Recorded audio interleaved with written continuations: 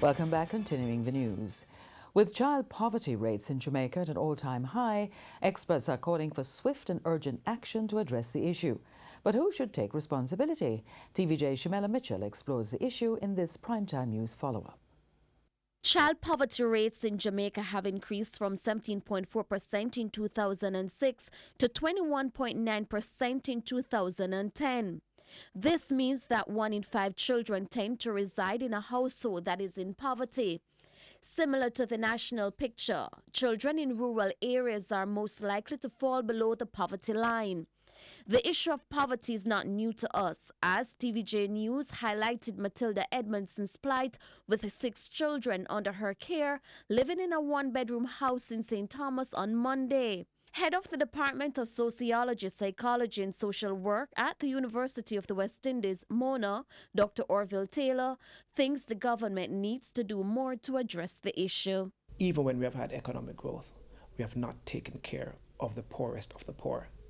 And there has never been a really incorporative policy which will incorporate all Jamaicans. Children's advocate Diane Gordon-Harrison argued that when the situation is carefully assessed, the needs exceed the government's ability to provide for all through the social safety net. When you look, for example, at the PATH program, whereby there are persons who, there's a needs assessment that's done and children are placed on PATH, some parents may talk about the very paltry sum that they receive from PATH.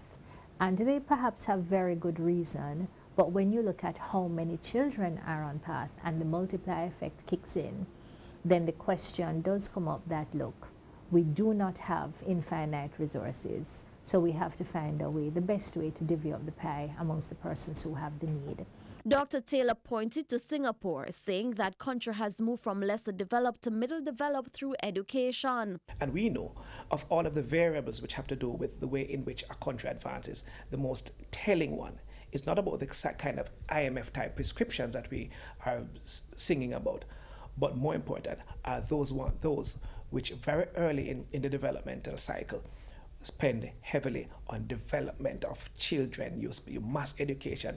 Mrs. Gordon-Harrison thinks there should be a holistic approach with both public and private partnerships involved. However, she says, first and foremost, there is the responsibility for self-development. It brings up the issue of a need for parental education and also just a good grounding, which you really get throughout your upbringing, which really will feed into how you make decisions, the kinds of choices that you make, and also that understanding that you really have children when you can care for them. Meanwhile, UNICEF and the World Bank are calling on governments to focus on children in poverty as part of efforts to end extreme poverty by 2030.